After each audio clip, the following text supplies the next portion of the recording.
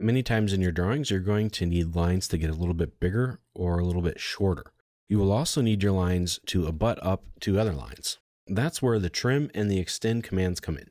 Now, I've combined these two commands together because they're practically identical in function. In fact, with a little bit of keyboard magic, you can even trim or extend with either the trim or extend button. So the trim command will shorten your objects by cutting away the parts you don't want along a cutting line. Now the extend command will lengthen your lines up to an extension line. So let's open up a file.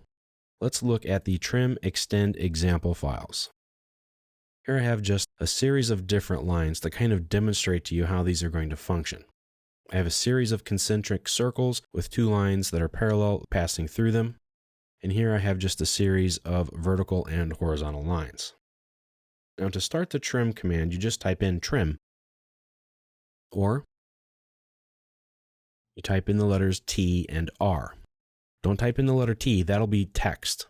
TR for trim. You can also find it here in the ribbon. If you come up to your Home tab on the Modify panel, this is the trim command. The flyout here will get you to either the trim or the extend. We're going to look at the trim first. It's quite simple. You start the command and now you select your cutting line. That's the line that all of your other lines are going to be cut by. Now you can pick more than one line. In fact, I can pick all of the lines if I really want to. I don't want to right now, I want to keep it simple. So select your cutting line. Once you're finished, press return. Now you select the part of the line that you want to go away. Now it's going to go away wherever it starts from up to the point where it touches that line. So this part here is going to go away. When I move my mouse over, you get a little bit of a preview. You see the red X, that means it's going to delete it or close it or get rid of it. And it kind of grayed out. If I come down to the bottom, same sort of thing happens. So if I select it, then I've trimmed my line.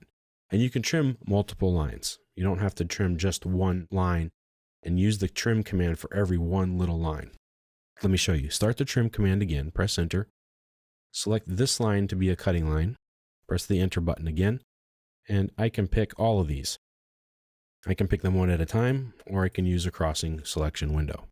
And that's the trim command. Now there are a few tricks that you can use with the trim command.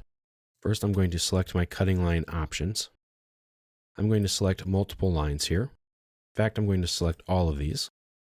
Press return. And now you have different options here. You have your fence or your crossing options. So if I pick my fence,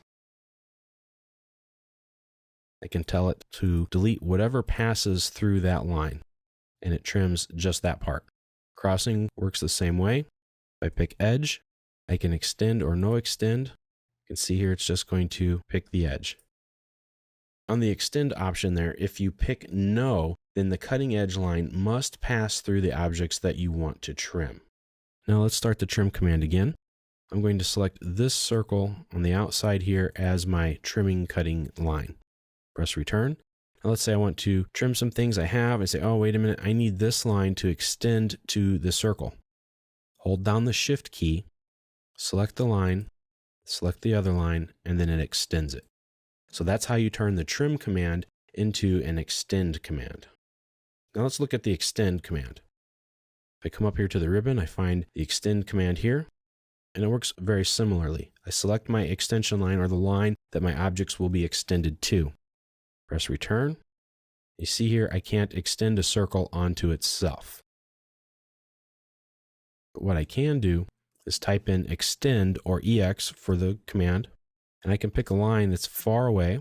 I'm going to select that line, press enter, and then scroll back down here and pick on all of these lines.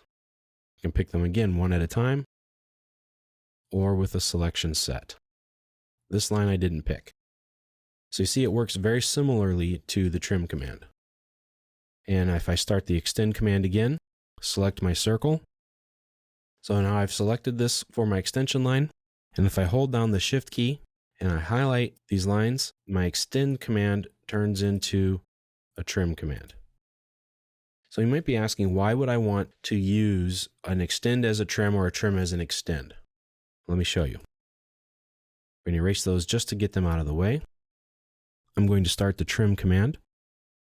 I'm going to select all of these lines and circles. Press return. Now I'm going to trim some things away. So now I have a series of trims and extends.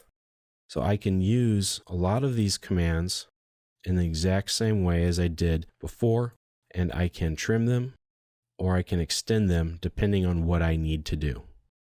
So you can make some very fancy things with just one command, and it saves time. So I'm able to extend and trim by manipulating the line work with relative line work in the same area, and I don't have to stop one command, and I can keep going back and forth. So it allows you also to trim away, so no, I don't like that, I can extend it back to put it back, etc.